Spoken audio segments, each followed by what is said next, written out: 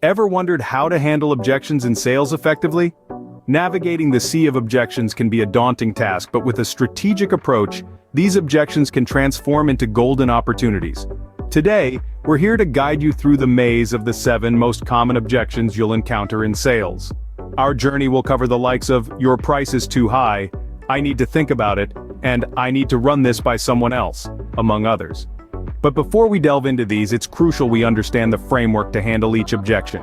It's a 3-step dance. Identify the objection, understand how to prevent it, and then tackle it head-on when it arises. So, strap on your seatbelts and get ready for an insightful journey. Now, let's dive into these common objections and learn how to turn them into opportunities. First, let's tackle 3 common objections. "Your price is too high," "I need to think about it," and "I need to run this by someone else."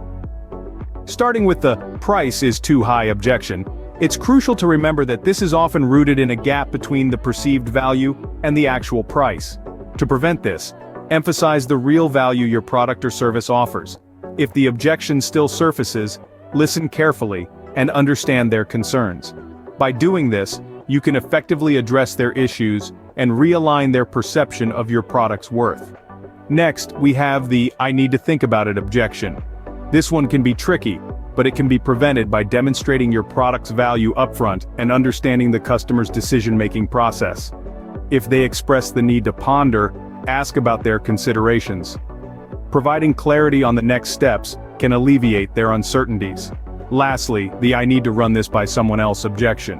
Ideally, you should anticipate this by understanding their decision-making dynamics early in the conversation. If it arises unexpectedly, empathize with their need for consultation and offer to facilitate a collaborative discussion. This approach can help address any concerns and keep the conversation moving forward.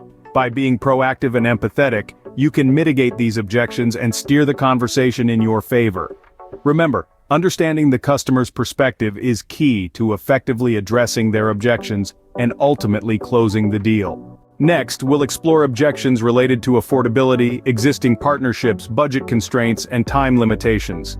First off, let's tackle the affordability objection. This often indicates a failure to establish value or align expectations regarding budget. The key here is to address these during the discovery phase, discussing budget expectations openly. And if affordability becomes an issue later on, don't shy away.